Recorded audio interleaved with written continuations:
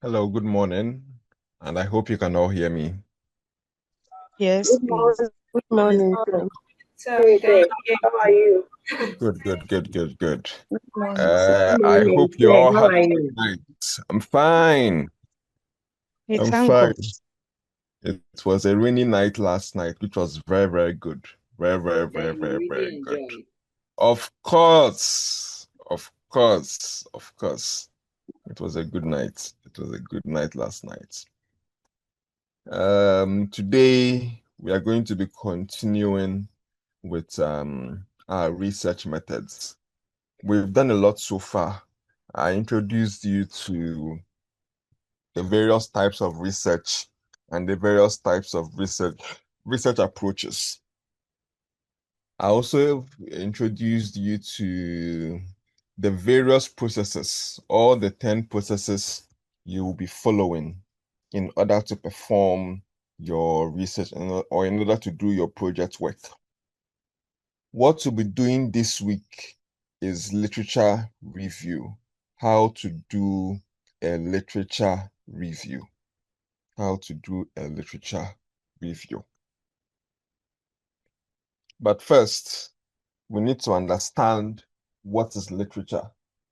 Literature just refers to a collection of scholarly writings on a topic. It just simply refers to a collection of scholarly writings on a topic, meaning that uh, uh, uh, um, other writings, other papers, it can be books, it can be articles, it can be journals, but all of these other things that have been written on a particular topic, they are referred to as literature. So it's a collection of scholarly writings on a topic. A literature review is a very important survey. It's a compressed survey of the literature related to the topic you are trying to research. So you are going to be conducting a very brief but dense survey of the previous studies that have been done on the topic you seek to research. I'm coming.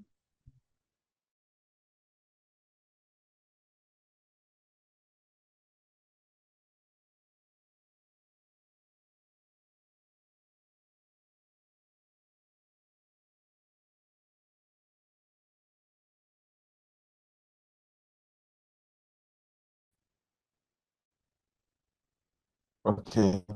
So like I was saying, it is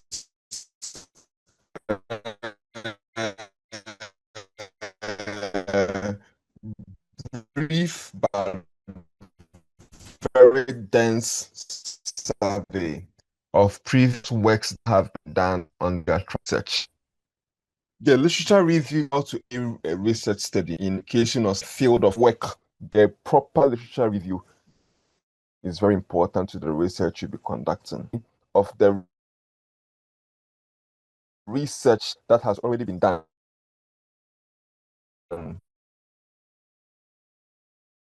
on a specific topic that remain unanswered for illustrating the current research's potential contribution to the field and the reasoning behind the methodological approach selected for this study.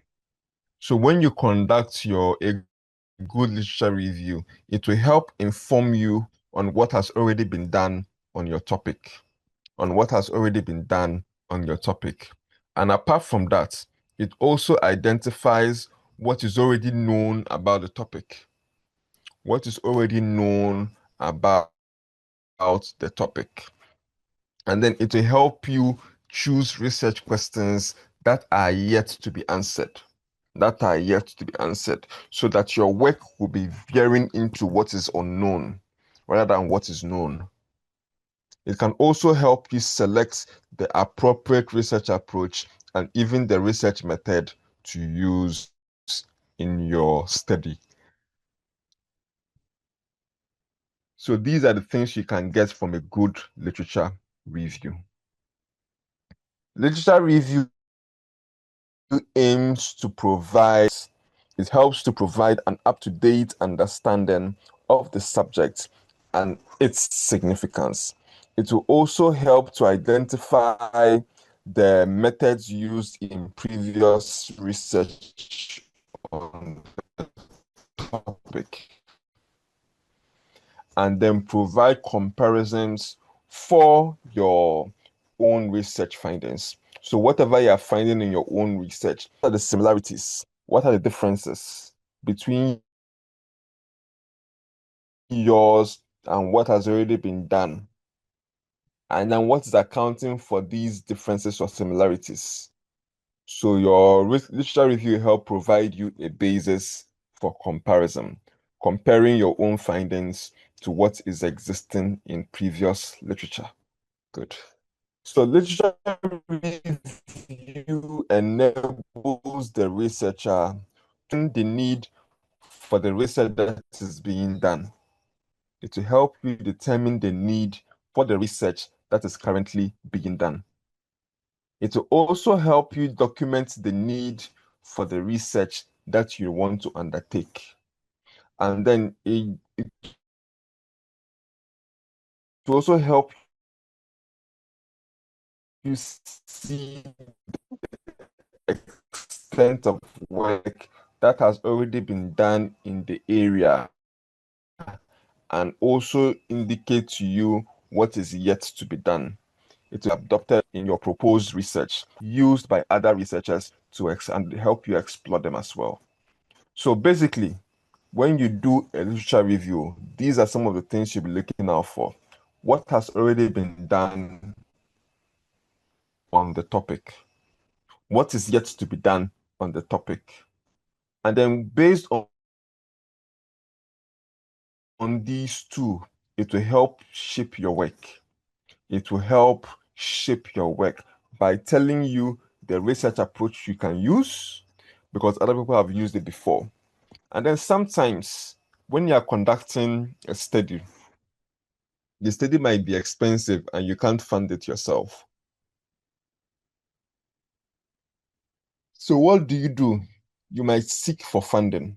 But all these funding institutions, some of them are niche. They only fund specific topics or specific areas.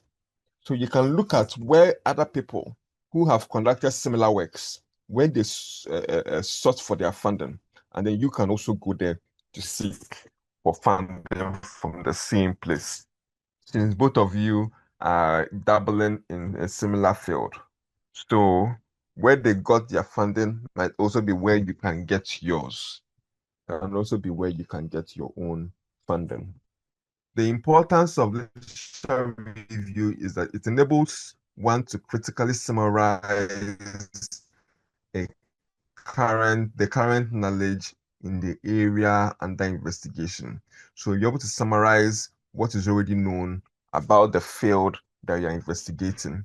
It will help you identify the strengths and weaknesses of previous works that have been done, and then to help you identify and eliminate the potential weaknesses in your research work while bringing to the fore the potential strengths. So you see the potential strengths and weaknesses in the current work you're trying to do. And when you're able to identify the potential weaknesses, then you will try to find ways.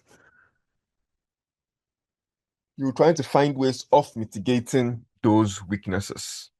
And then finally, it will also help provide a context in which to place your own study.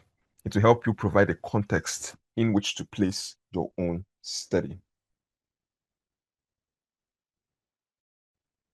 We have different sources of literature.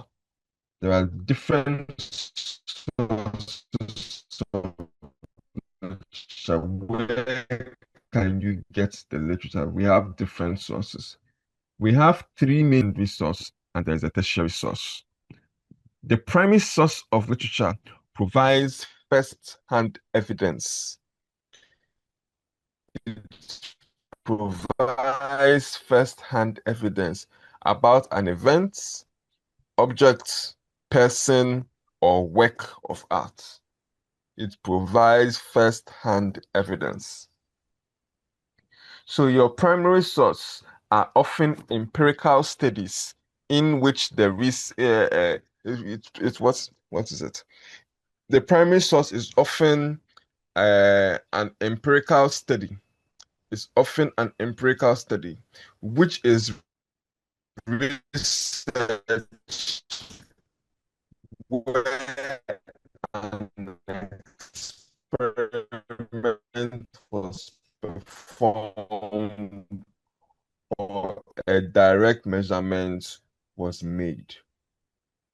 It's going to be some forms of primary sources because you'll be doing some direct measurements. When you're checking anemia amongst pregnant women, you are going to be determining their HB level. That is a direct measurement. So that type of research you'll be doing would be deemed to be a primary source. To be deemed to be a primary source. That means other studies that have looked at anemia amongst pregnant women and have done direct measurements of their hemoglobin levels will be considered to be primary sources. They will be considered to be primary sources. So your primary source usually entails empirical studies. They usually entail empirical studies.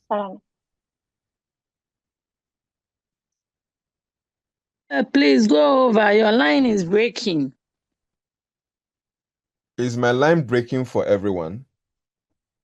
Yes, Yes, please. please. Yes, Please go over again. Yes, Yes, sir. yes, sir. Yes, sir. Yes, sir.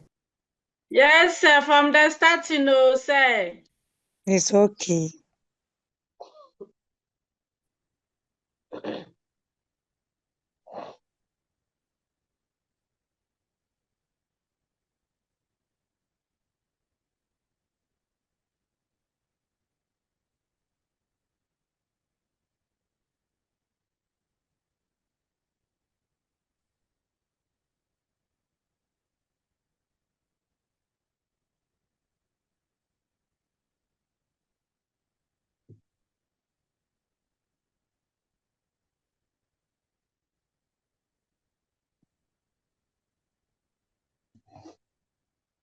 Okay. Is it better now? Yes, sir. Okay. So continue and let's see. So for your primary source, like I was explaining previously, it provides first-hand evidence about an event, object, person, or work of art. So you're getting first-hand evidence. The person that did that particular work went into the population and did the work. That is what we call the primary source. So that's when you're collecting literature and then you are reading an article where somebody went into the population and collected data from that population, first-hand data from that population. It is considered to be a primary source of literature. It's considered to be a primary source of literature.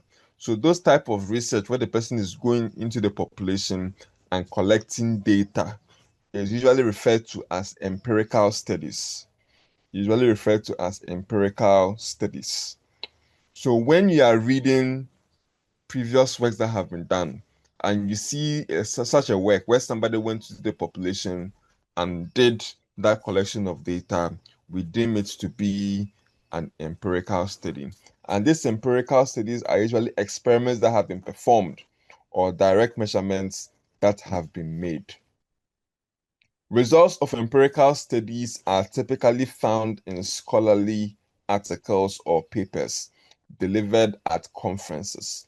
So when you are searching for empirical studies, you are more likely to find them in scholarly articles or in papers that have been delivered in conferences. I'm sure that you've attended so many conferences in your field of studies. So these type of empirical studies, you can have their results being delivered at these conferences. Many scholarly journals in the sciences include primary source articles where the authors report on research they have undertaken. The primary source of literature can also include statistical compilation of economic, demographic, and scientific data. So what this means is that apart from these research that other people have done, other forms of primary source of literature include data you have gotten from Ghana Statistical Service. So when Ghana Statistical Service does their population census, that type of population census can also be classified as a primary source of literature. Data from World Bank concerning the economic status of the country, where Ghana is classified under lower and middle income country, that will be considered to be a primary source of literature. So apart from scientific studies, demographic studies, and compilations of economic studies would also be classified as primary source of literature.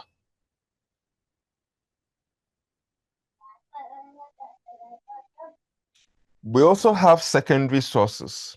For secondary sources, these data usually involves the description, the discussion, interpretation. Who is this person giving me feedback? For primary sources, they usually include the description, discussion, interpretation, comment, analysis, evaluation, summary, and processing of primary sources of literature. What does this mean? When you take primary sources of literature and you sit down and you describe them, you comment on them, you analyze them, you evaluate them, you perform a summary on them, you reinterpret it. Whatever thing you're doing to that primary source literature, at the end, what you create from it is what we call to be a secondary source. It means that the secondary source is derived from the primary source. The secondary source is derived from the primary source. So primary source went to the field and collected the data, wrote their article, and published. Secondary source will go to the primary source, take the result from the primary source, can reanalyze the results, can reevaluate the results, can re-summarize the results, and then come out with a secondary source. So when you are doing other things to a primary source, you end up creating a secondary source of literature.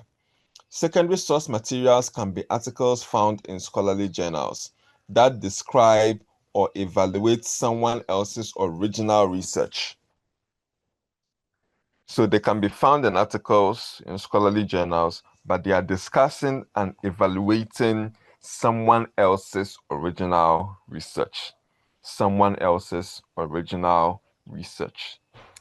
But for tertiary sources, these contain information that has been compiled from the primary source and the secondary source.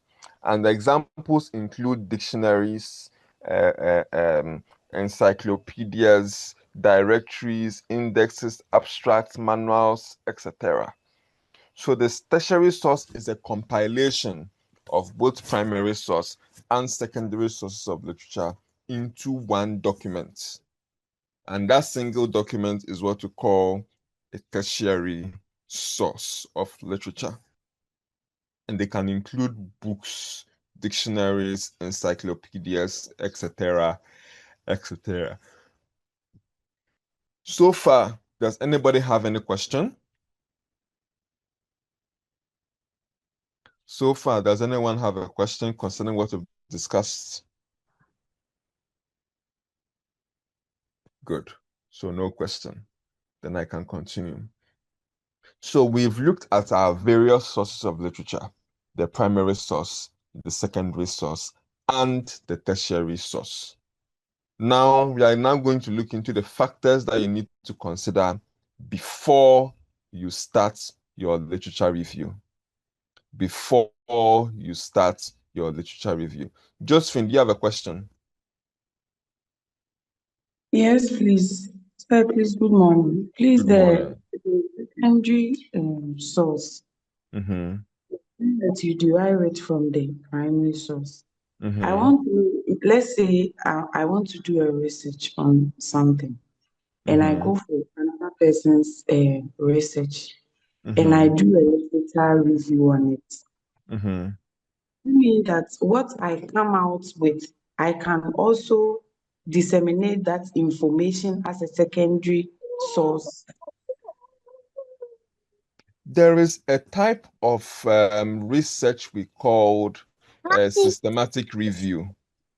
What they're doing in systematic review is that they bring, if let's say you're working on anemia in Ghana, I want to do a systematic review on anemia in Ghana. You can go and search for all the works, all the primary source literature that has performed work in the area of anemia in Ghana. Sit down, compile them, compress them, reanalyze them, and come out with a secondary source literature. So yes, but the one you are doing for your project work will not be classified as a second. You can't publish that one unless you are looking at it from the perspective of a systematic review. Okay. Yes, so systematic review is a secondary source where you are compiling all these other work and resynthesizing them to generate a new article. That one, you can publish that one and then disseminate it. Okay. Thank you. Okay, you're welcome. Does anyone else have a question?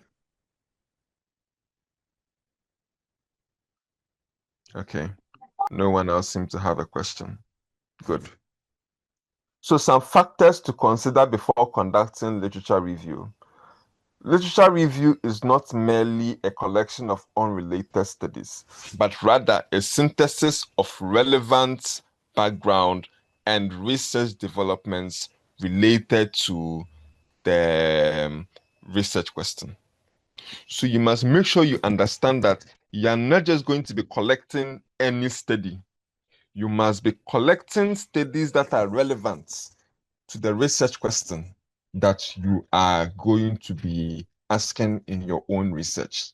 So if you're looking at anemia amongst pregnant women in Ghana, you must be collecting research works that are relevant to that field. You can't be collecting studies into anemia amongst men, anemia amongst children. Those two don't relate to anemia amongst pregnant women.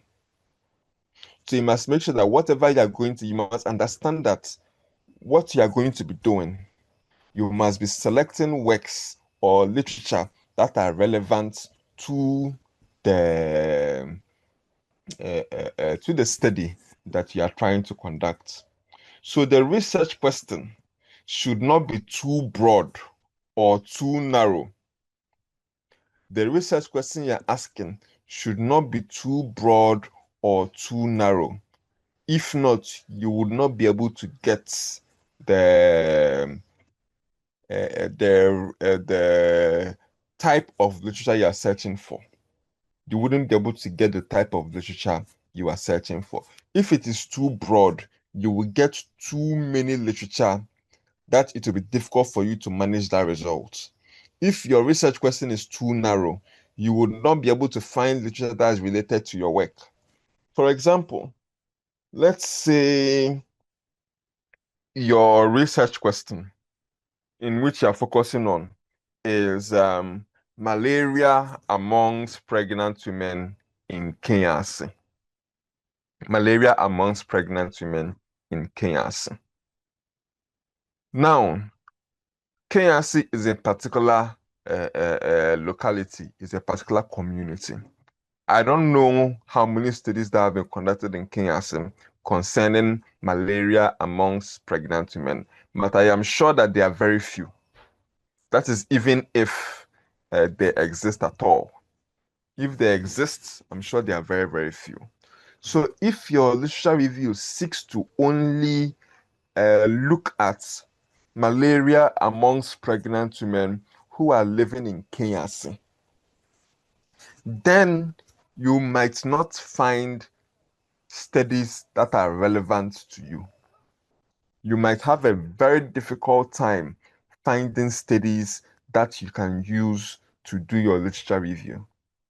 So in that situation, although you are searching for your study is into anemia amongst pregnant women in Kenya, you can open up the scope for the literature review. Instead of focusing on only Kenya, you can now focus on Ghana, or you can even focus on Ashanti region, because I bet you can find more research that have looked into anemia amongst pregnant women, either in Ashanti region or in Ghana, as compared to only in Kenya. So you must make sure that the scope is not too narrow or too broad. If it is too broad, you'll be having too many literature that it will be difficult for you to manage.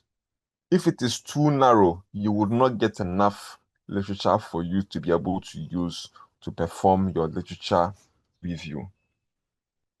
Choosing the appropriate database for effective research search is also important.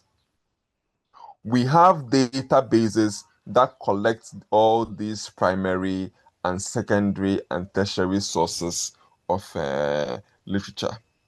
You must be able to select the correct database to get the information you need. There are some niche databases. For example, there are some databases that are into the medical sciences. There are databases that are into the arts. There are databases that are into the businesses.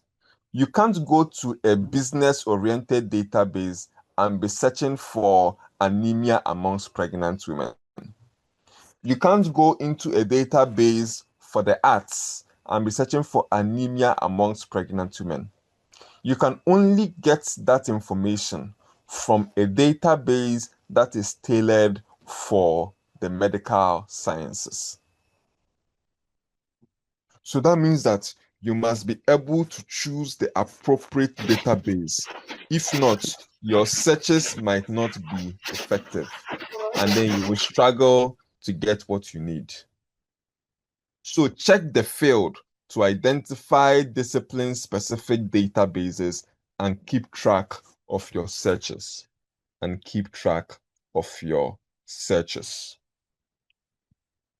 Now, the processes of collecting the literature or for literature review involves the following. When you're about to start performing your literature review or start collecting your literature, you must do these following things. First, you must identify the databases. You must identify the database. The first step is to identify the relevant database and search engines. You must identify the relevant database and search engines. Some commonly used scientific research databases contain peer-reviewed articles, conference proceedings, dissertations, and other scholarly material. So first thing you do, identify the database. After identifying the database, you must choose the correct keywords. Keywords refer to specific terms or phrases that concisely and accurately summarizes the subject area or a particular aspect presented in a given document. They help the reader to quickly understand what an article is about and assist the researchers in finding related articles. So after choosing the keyword, then you will search for the articles, and then you will scrutinize the search results. It is vital for the researcher to carefully scrutinize the search results and select only articles that are relevant to their topic. Once selected, these articles should be critically evaluated for their quality and relevance. I have given you a list of some of the databases you can use for your work. Some of them include PubMed, there is the Scopus, there is ResearchGate, there is Science Direct, there is Springer Link, there is the Wiley Online Library, and there is the Public Library of Science. Google Scholar is a search engine.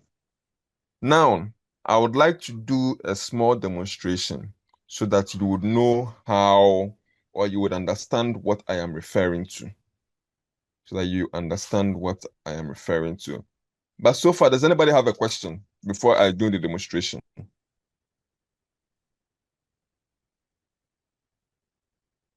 Does anyone have a question before I do the demonstration? No. Okay. Now,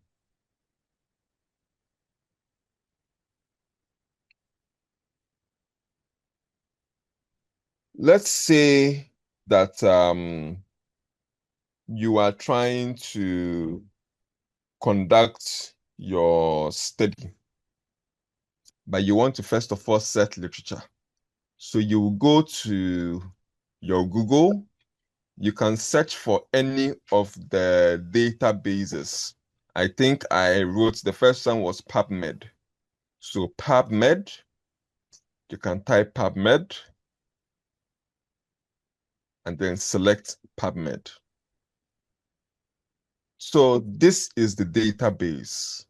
This database is supposed to contain the studies that you are trying to search for. But what is our study into? Anemia amongst pregnant women in Kenya. So let us search. Like I said, you must first of all also get your keywords. What are the keywords in this research question? Anemia, pregnant women, Kenya.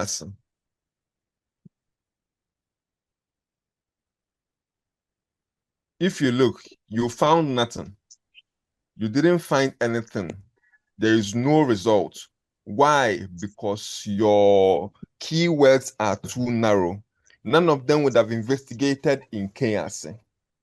Let's try Kumasi and see. And you see, you're not having results. If you try Kumasi, you get results. What are some of the results you are getting? Predictors of anemia prevalence among Ghanaian pregnant women, a cross-sectional study. This article was published in 2022. You also have prevalence and risk factors of anemia, of malaria and anemia, and the impacts of preventive methods among pregnant women, a case study at the Akatu South District in Ghana. The third one, relationship between anemia and the use of treated bed nets amongst pregnant and non-pregnant women. So, if you see, you're having a lot of results. You're having a lot of articles popping out. But which of them are relevant to you? Which of them are relevant to you? And that is where you would now have to read. Yes, So what do? You open them. sir. When you open them, you quickly do a quick read of the abstract. Do a quick read of the abstract. And you see, even in doing this, your quick read of this first one, you have found Kwabre East. Kwabre East Municipality. This is the municipality where you can find Kenyasi. This is the municipality where Kenyasi is located. So you do a quick read and check whether what this person has done in their work is relevant to what you yourself you want to do. If it is relevant, you can come, open up this portion, and then download the work. You can, and then this gives you the full article. This gives you the full article of the person's work. You can get the full article of the person's work. If you read everything and you think it's interesting to you that you want to use, you can go ahead and download the article. You can go ahead and download the article. So you can download, open, and when you open, you will get the article that you want to use. So this is the article that you can now sit and read or review at your own will, or at your own free time, or at your own pace, looking at the person's data and how the person concluded and the person's discussion, etc., etc., etc. So this is one of the search engines. You can choose to search for the keywords, or you can even choose to search for a particular author. You can choose to search for a particular author. Maybe you know an author whose work is, who researches more into pregnant women and then anemia amongst pregnant women. You can go ahead and search for that author. You can go ahead and search for that author, and then all that person's articles will pop out. Apart from the PubMed, I gave you another type. There is even the Science Direct. There is Science Direct. It's under database. So you can open that database. Some of these databases would want you to create an account. You can go ahead and create an account. So you can go in and search for anemia in pregnancy, Ghana. And you search for it, and you see, you have a lot. Adolescents, pregnancy, and the risks of Plasmodium falciparum malaria and anemia. A pilot study of Sekondi Takoradi Metropolis. You also have prevention of anemia in pregnancy, a 5-year scoping review. The person that asked the question concerning can you combine or can you go and review someone's work and publish that review? This is a reviewed work. So this person reviewed other people's work. This person reviewed other people's work and then has published it. This person reviewed other people's work and has published it. So this is an example of a secondary data. So not secondary source of literature, because the person is reviewing other works that have been done. The person is reviewing other works that have been done. This person did not go to collect information from the population. The person using other people's research. So let's look at this person's method. A comprehensive list of keyword combinations linked to anemia prevention in pregnancy. and pertinent approaches to inform the search strategy were evaluated. And then significant events, including pregnancy and anemia, were cross-referenced with the frequency and variability of terms across time. Literature from PubMed, from Google Scholar, from +One, and from Cochrane databases were reviewed. So this person got their literature from all of these databases, from the PubMed, from PubMed to Google Scholar, +One, and then Cochrane database. So this is an example of a secondary source of literature. Georgina. Sir, please, good morning. Good morning. Please permit me. In charge, Sister Grace at banker or some whatever. Please, you are disturbing the whole class. Why? We've all paid for this, and why? You usually do this. Please kindly advise yourself. You are disturbing. Thank you, sir. You're welcome. So apart from that, you have other studies that are underneath. You have other studies that you can use. So you open them. When you open, the first thing you do is to read the abstracts. Read the abstracts. So this one too gives you the abstracts. You can even have the outline here. So you read the abstract. When you read the abstract, it gives you a summary of the entire work this person has conducted. And based on this summary, you will find out whether this work is relevant to you. You will find out whether this study is relevant to you. If it is relevant to you, you can go ahead and download.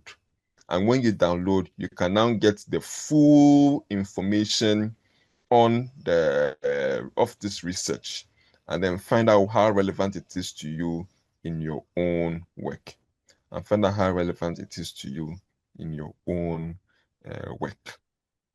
And then you can use it for yours. You can use it for yours. And then with this, it will even help shape your method, because you look at how the person has conducted their own.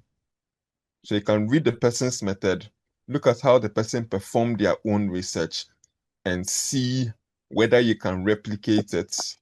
And if you can replicate it, you will check whether or not each replication will be good for your own study. Each replication will be good for your own study. Good. So that is what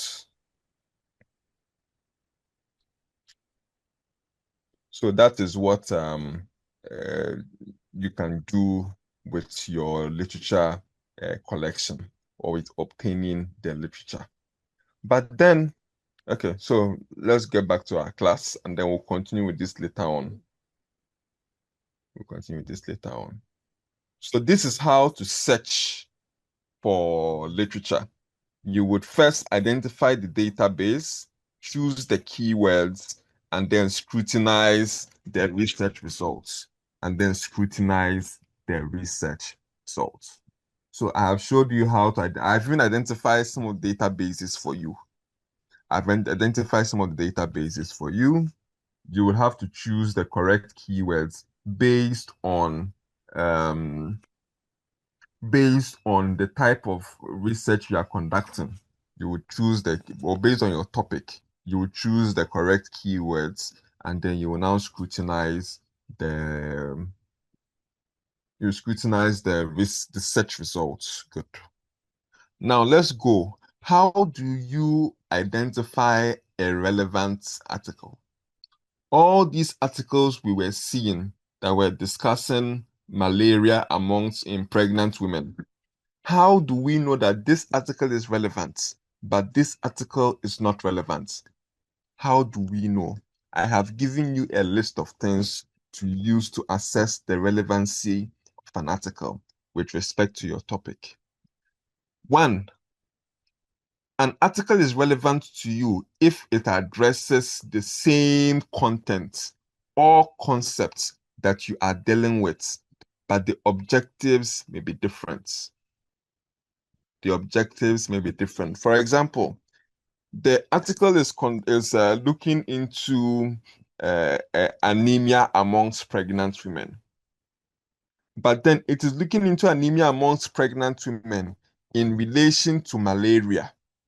I'm sure you all saw that article concerning anemia and malaria.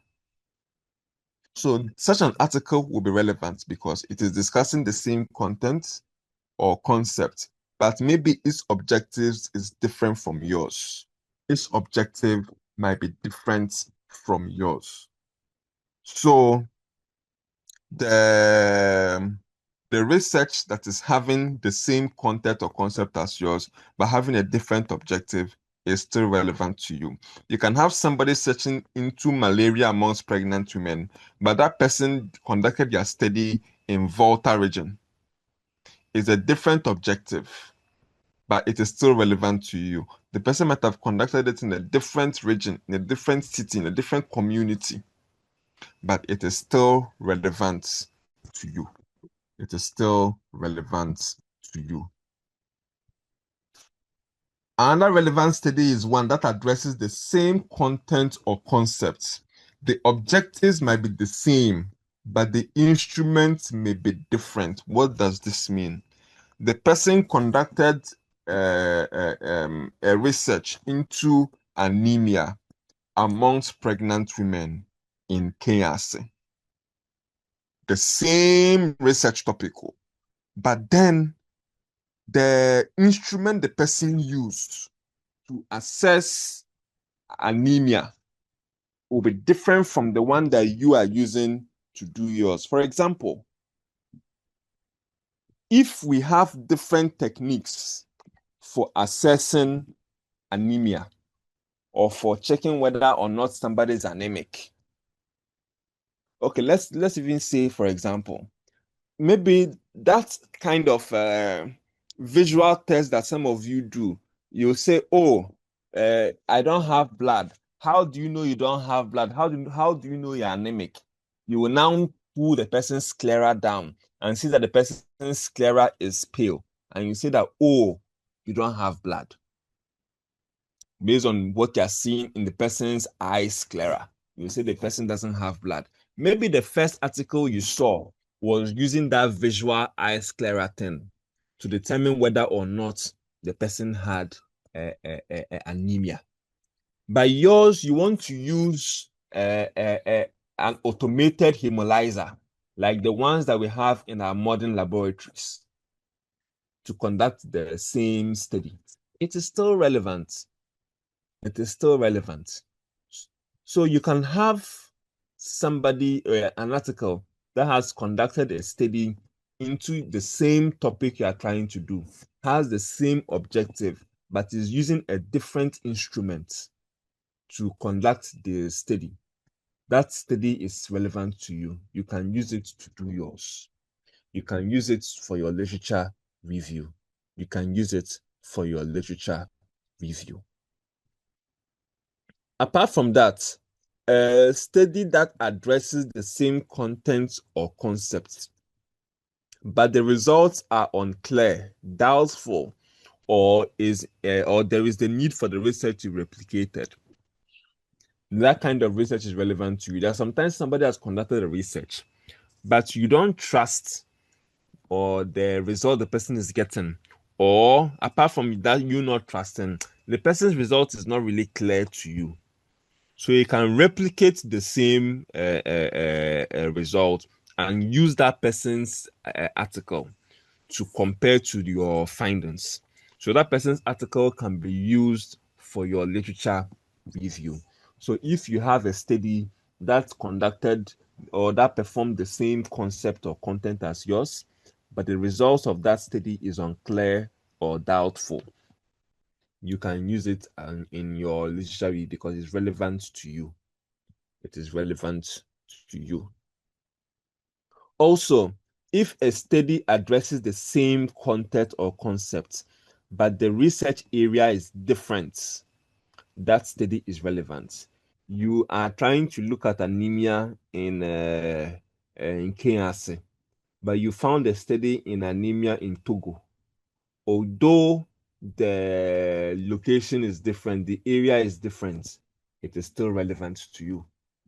If the study discusses the theories you plan to use in your own work, if the study discusses theories that you plan to use in your own work, and so should be a significant part of your theoretical review, then you should include it in your work. So if the study is discussing a theory that you plan to use in your own work, it is relevant to you. If it presents a geographical area or a historical background of your topic or your area of study, it is relevant to you. For example, some of you will be conducting research in your localities, and then you'll be giving us the population density of that locality. You are most likely going to get that information from Ghana Statistical Service publications. That Ghana Statistical Service publication is literature that you are collecting, and it is relevant to your study because it's presenting us information concerning the area of study.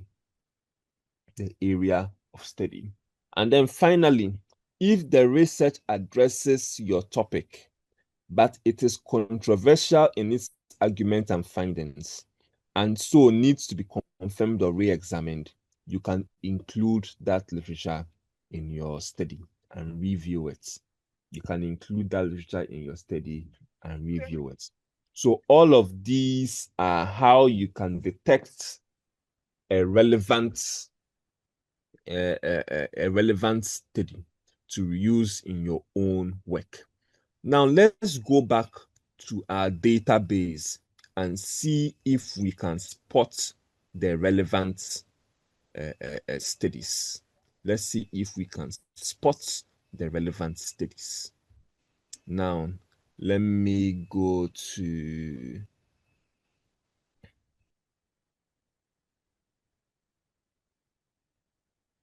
good. Now let's look at this. Starting from the beginning. Adolescent pregnancy and the risk of Plasmodium falciparum malaria and anemia. A pilot study from Secondary Takoradi Metropolis, Ghana. Do you think this study is relevant to us? If you are looking at anemia amongst pregnant women in Kenya, talk to me. Do you think this is relevant? Please, sir, we didn't hear anything. No, the network was disturbing. I am trying to identify. Yes, it's relevant. It's relevant. Good. Yes. So repeat the question for us. You see, based on the list I have provided on how to detect what study is relevant to you when you are conducting your research, I want us to go through these lists of studies and determine whether or not they will be relevant to the work we want to do, which is anemia amongst pregnant women in Kenya. So we'll go through this list and detect which of these studies you will consider to be relevant. So that is it. Which of them we consider to be relevant? And I'm asking this first one, the one labeled number 1. Do you think that study is relevant to us?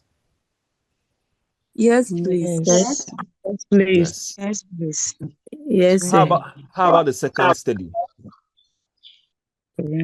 Prevention of Mm. anemia in pregnancy, a 5-year scoping review. Yes, please. Why is this relevant? Let's open it up and see.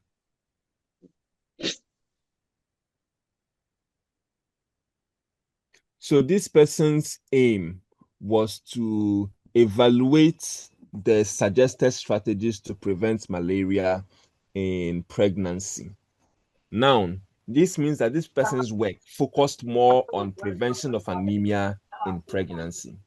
That means that when you conduct your own research and you find out that prevalence of anemia is high, you can say that it is maybe because you can compare your result to what this person is doing and say maybe because the people are not implementing what this person said, that is why they are having high prevalence of malaria. So yes, this study will be considered irrelevant to you. This study will be considered irrelevant to you. So it is a study we'll keep. Apart from this study, let's go down.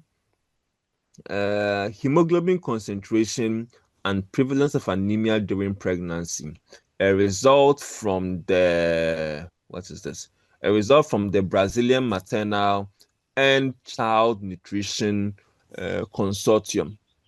Is this going to be relevant to us? Yes. It was done in Brazil, or is it relevant to us? Yes. Yes. Yes. It was done in sir. Brazil, or is No, it sir. relevant No, to it's us? not in No, Ghana. sir. Not in It is relevant, my people. It is Yes. relevant. Because The hemoglobin when he said the concentration Togo one is relevant, so prevalence Brazil. of Yes. anemia during pregnancy. It is addressing the same concept Yes. but It's relevant to different us. area. Relevant. Yes. So it is relevant. Don't let me deceive you. I will deceive you. You So have done it already. Don't be fake and no. it is relevant. You Association have between done it iron already. supplementation. Association between iron supplementation. Who is this person to?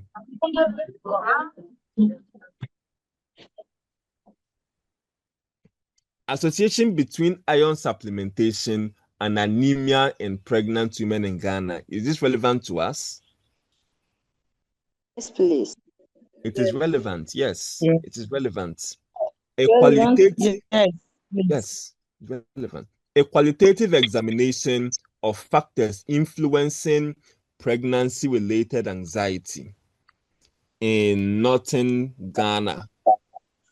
No. Is this relevant to us? No, sir. No. Okay. Because No, this is a sir. different concept. It's a The different keywords are different. concept. Yes, it's a different concept. This No. person is looking more into anxiety. Yes. This one is looking more into anxiety, but we are focusing on anemia. We are focusing on anemia. And then quantifying differences. Sorry. Quantifying differences in iron deficiency attributable anemia during pregnancy and postpartum. Is this going to be relevant to us? Yes. Yes. Yes, it Yes. is relevant. Yes, it is relevant. So you should know how to go through, select what is relevant to you, and once you determine what is relevant to you, you quickly download it, keep the data, and then use it for your own literature review. So these are some of the ways you can spot relevant studies. Apart from that, there are some times where when you are doing your research in Garden City, we want you to use current literature. We don't want you to be giving us 20-year-old, 100-year-old literature. We want at least about 5 years. At most 5 years. You should not go beyond 5 years old literature. So, for example, let's even come to the PubMed. You can choose to be specific as to how old should the research be. So you can look at research that are 5 years old. So it will remove all the ones that are beyond 5 years and only focus on the ones that are 5 years old. You saw what I did, right? I hope you saw what I did. No, sir. No, sir. Okay. You filtered it. If you look to your left-hand side, you see that small graph you see there. This small graph. Yes. This Yes. small graph is showing you all the years that these articles that are down here were published. It's showing you the years that these articles were published. So in 2021, in 2001, there is one article there. There is no article in 2002, 2003, all the way to 2010. 2010, you have 2 articles. 2021, you have 1 article. 2015, 1 article. 2016, 3 articles. 2017, 2018, 1 article each. 2019, 2 articles. 2020 is 3 articles. 2021, 2 articles. 2022, 3 articles. 2023, 1. 24, 2. And then 25, 2 articles. But ideally, when you are searching for your literature, in Garden City, we don't want you to be using literature that are more than 5 years old. So you need to be able to streamline and only select those ones that are at least from 2020 onwards. So you can come to the filter and choose the publication date. You can choose the ones that are 5 years old. So you see that publication, if you choose the 5 years, it will now select from 2020 all the way to 2025. So what you'll be seeing down now here is going to be those from 2020 down to 2025. The first one is 2022, second is 2022, third is 2024, fifth is 2025. So now you're only using those ones that are at least at most 5 years old. But if you're told if you want to go for 10 years, you can now choose from 2015 all the way to 2025. So you use this filter to select which year you are interested in or which years you are interested in. And that will help you collect the relevant literature that you need. So ideally in Garden City, we don't want literature that is older than 5 years. But there are some times you can't do away with those ones. Those ones are older than 5 years old. Sometimes you can't do away with those ones. So it is best for you to have more of the 5-year-old one than more of the 10-year-old. So get more of the current ones and very few of the older ones. Very few of the older ones. I hope we are okay. So you can use that to adjust the dates. I'm even sure for the Science Direct, there should be a place for you to adjust. There should be a place for you to adjust the year. So you see, they've given it to you in terms of years. They've given you 2026, 2025, 2024, 23, 22, 21, and they've written the number of articles that have been published in bracket. 2026 has only 1 article. 2025 has 114. 2024 has 113. 2023 has 126, and so on and so forth. You can choose to select which one you want to use. You can choose to select which one you want to use for your work. So from here, I've chosen from 2020 all the way to 2026 for my review. Good. So that is how you can fine tune with regards to the year of publication. Rahimatu, you have a question? Sir, please, we are still in 2025, so how is it that there's 1 article in 2026? There are some articles that are published, but they are published for, what is it? They're going to be made available in the next year. So what you'll be seeing is the soft copy, but you will not get the hard copy until next year. So that next year is the 2026 where you get the hard copy. But right now they've published it. So it's going to be inside their 2026 issue, not in the 2025 issue. It will be in 2026 issue. I hope that helps clarify things. Yes, sir. Good. Agnes, your question. Please say, Mm-hmm. does it mean literature review doesn't take into consideration setting? Take into consideration what? Can you repeat yourself? Hello, sir. Yeah, repeat your question. Your Hello, research setting, where you the are research setting. Oh, the research setting is also involved. saying, I'm But asking that mhm. if you want to choose yes,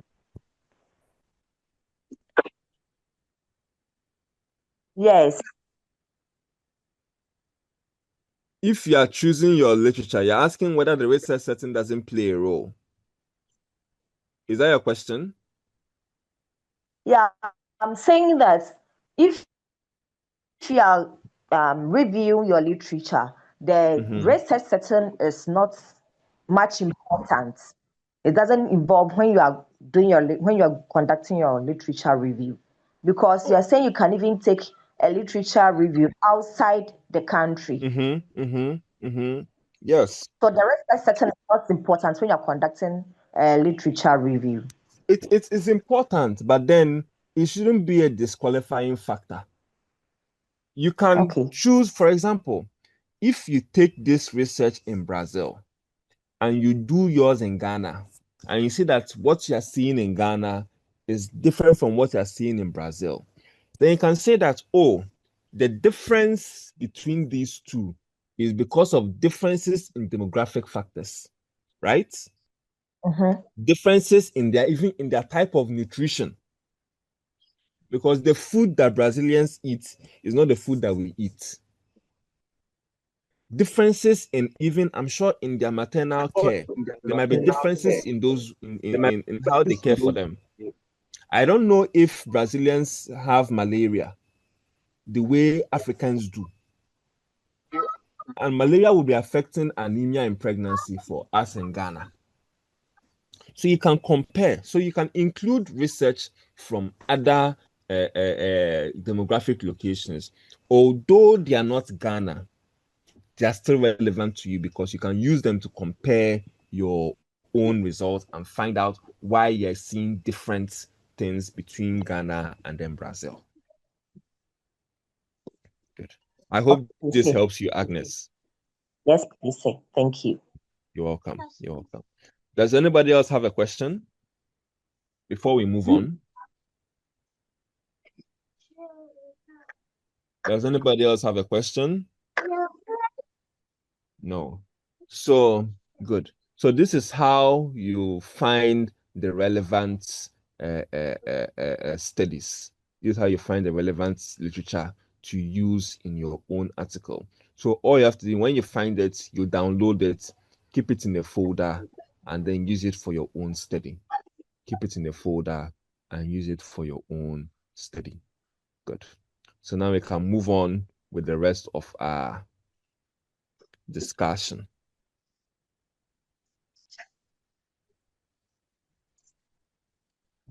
So literature review involves different aspects. You can have theoretical review and you can have empirical review.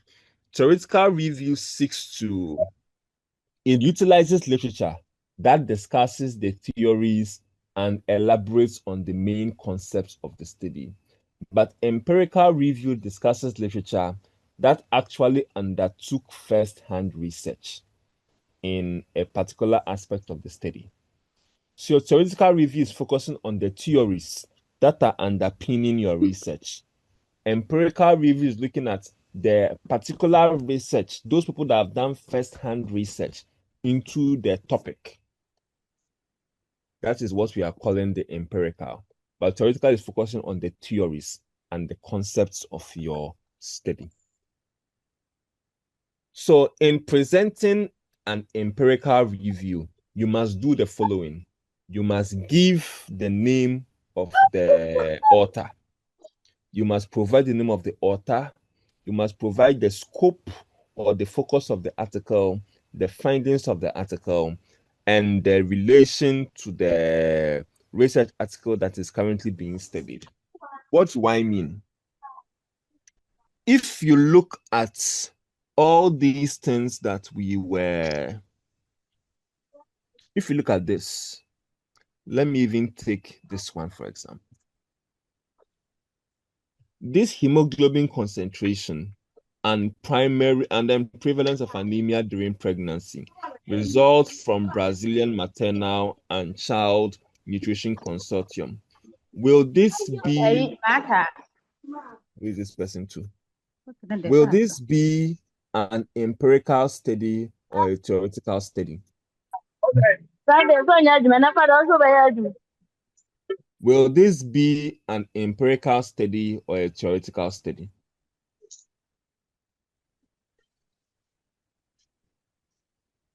I'm asking you. For empirical, it is getting information, first-hand information. Empirical is dealing with theories. Is this an empirical study or a theoretical study? Empirical. It's Empirical study. empirical. Yes, this is empirical. So when you are reviewing empirical study, you must state the name of the authors. So who are the authors? Natalia. So according to Natalia, what are we looking at? You're looking at the authors, we are looking at the scope, we're looking at the findings and how it is related to your current study.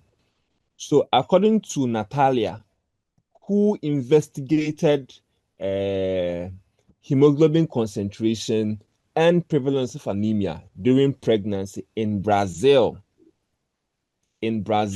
What did Natalia find? Natalia found that the median hemoglobin level is 12.0 gram per deciliter, and prevalence of anemia was 14.1%. This is Natalia's findings.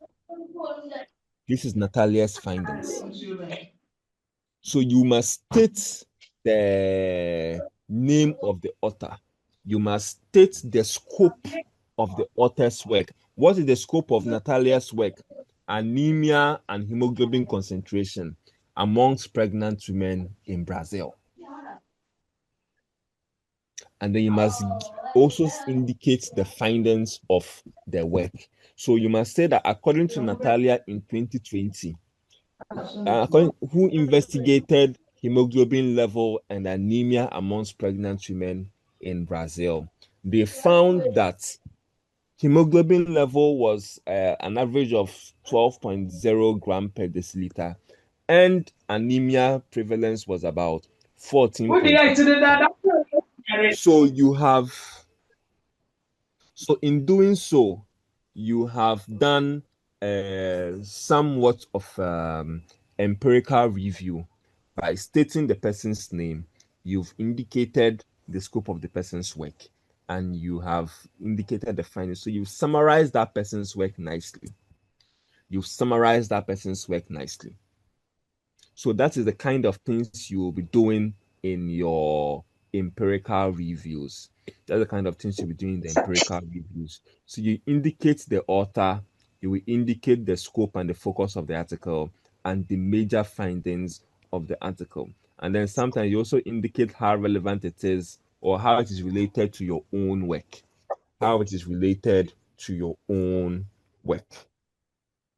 For theoretical review, however, you will need to state, and this one, remember, it focuses on the theories.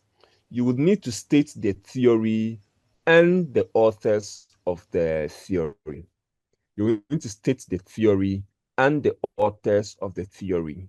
You would also need to present the theory in its original form. You need to present the theory in its original form. In its original form from the author's source. So you will state it how the author has stated it.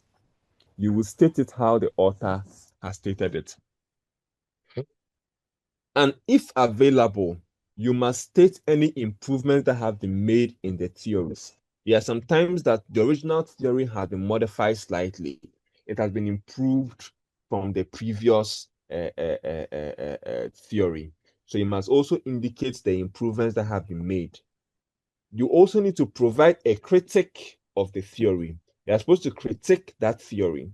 Usually, you in your capacity as an undergraduate researcher, you cannot provide a sound criticism. So you must obtain the criticism from previous works if they have done any criticisms.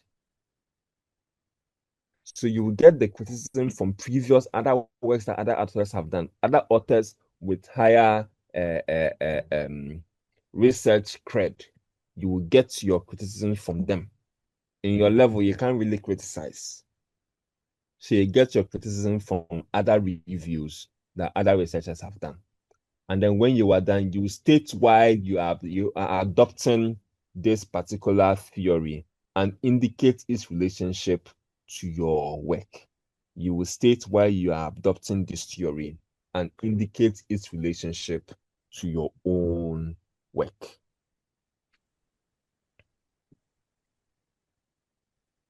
So, writing the literature review. First, what are the processes? You must look for the literature. You will then collate the literature and put them into groups of related themes. For example, if you are doing anemia in pregnancy, you can group them into themes: anemia in first trimester of pregnancy, anemia in second trimester of pregnancy, anemia in third trimester of pregnancy. So you can group the literature into themes. You can even do prevention of anemia. So articles that look into anemia prevention, you group them. Treatment of anemia, articles that look into treatment of anemia, you also group them. So you'll be grouping the literature based on the themes. Then when you are done, you will critique the literature individually. You take one article, analyze the article, critique that article. And then when you are done doing it individually, you will now go into the team you've created and critique all of them together as a team. You critique all of them together as a team. When you are done, you will summarize the various points that have been made by the authors of the literature and then compare the summarized points within each team. So in one team, you will go and look at what each author said, their major findings from each author.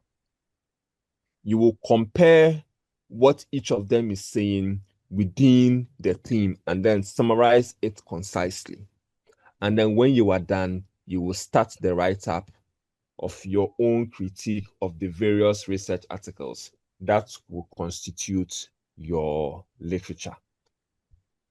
Some of the challenges that you might encounter when you are writing your literature review, they might include the volume of information.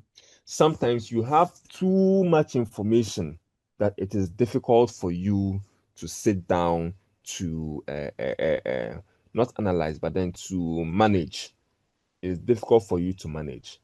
So because of that, you might not be able to, you might have a difficult time dealing with all of that. Sometimes the quality of the source can also be a problem. There are some articles that are terrible. There are some articles that are very, they're not quality. They're not of good quality. So how do you find an article that is of good quality? By sticking to peer-reviewed articles. Peer-reviewed articles means that before the person published the article, his peers, people in a similar field as that person, have reviewed the work, critiqued the work, made the author make corrections to the work before they allowed for the work to be published. So a peer-reviewed article is usually of high quality. The database that I have shared with you, those databases only publish peer-reviewed articles. So it would be good if you also stick to those databases and get your articles from there so that you can ensure that what you're getting is of sound quality. And also, you need to identify the themes and patterns. Sometimes it's difficult to do this. It's difficult to identify the themes and the patterns. It's also difficult to avoid the biases because sometimes you have biases. Sometimes you, the researcher, has biases.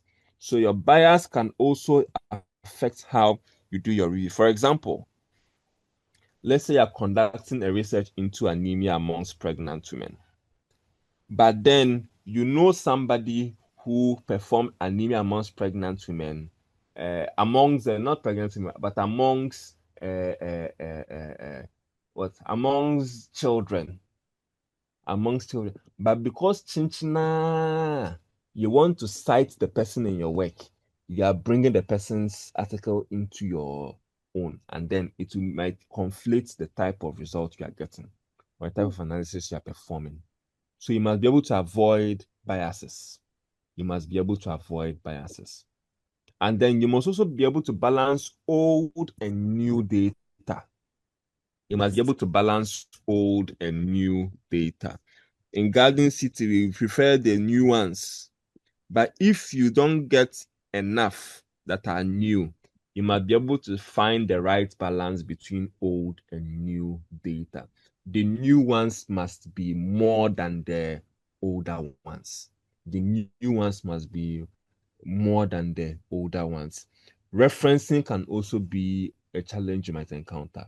It might be difficult referencing all these articles. And then you also need to be doing regular updates. As for literature review, from the conception of the idea of your work all the way to the final day you do your printing, you will always be doing literature review. Because maybe the day you're about to print your work, somebody will publish a new work that can affect your own. So you must always be doing literature review.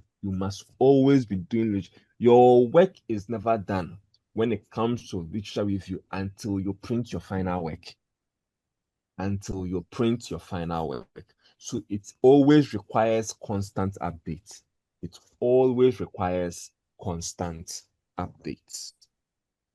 So with this, I am done with my presentation and I am opening the floor up for your questions, if you have any. So if you have any questions, this is the time for you to ask. In the absence of any questions, we'll be done for the day. So who has a question?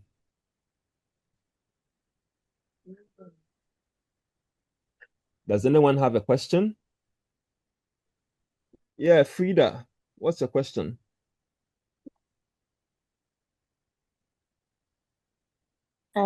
Sir, please, it's not a question, it's a plea. Please, can you go over the theoretical and empirical review for me again? For the theoretical review, you are just reviewing theories that are related to your work, theories that you want to implement in your work. But for the empirical review, you are looking at studies that have been conducted on your topic. You are going to review studies that have been conducted on your topic. For the empirical review, when you're trying to review it, you must present the author. There are certain features it must have. The features must include the author of the article, the scope of that author of that article's work, the major findings of that article, and the relation to the how the article you are reviewing is related to your own work. These are some of the features that should be in an empirical review. You must tell us who the author of the article is, what is the scope of that work, what are the major findings of that work, and then how that work is related to your own. But for theoretical review, you're just focusing on theories that you want to use in your work. So for that theories, you have to state the theories and the author of the theories.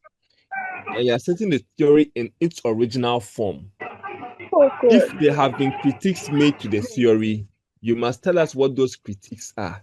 If there are modifications made to the theory, you must tell us what those modifications are. And then you must tell us why you are adopting that particular theory. So these are the features that you can find in theoretical review and also in empirical review. So basically, that is it.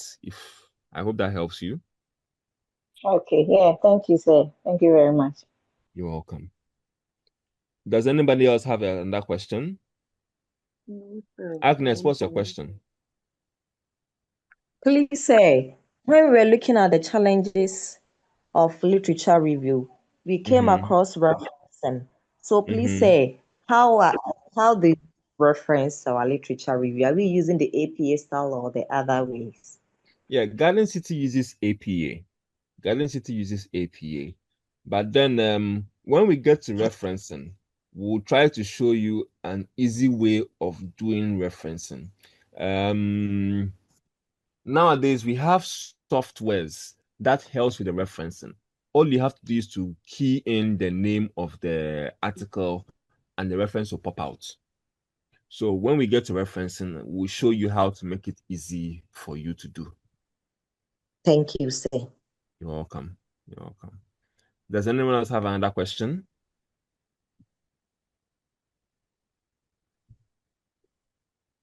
Does anyone else have another question? Okay. So I think at this spot, we are done with today's class.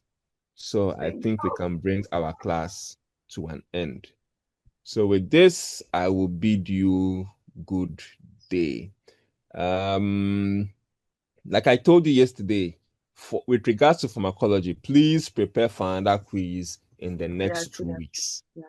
I will present you with a date for that one. I'll present you with a date for that one. Good. Thank you so much, and then catch you same What time about again. the late admission? Those who got late admission. I'll deal with them later. I'll deal with Okay, them later. I'm compiling the list. Yeah, so send me the list. Send me the list. Okay. Thank you.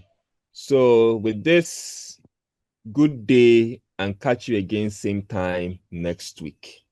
Bye-bye. Bye. Bye.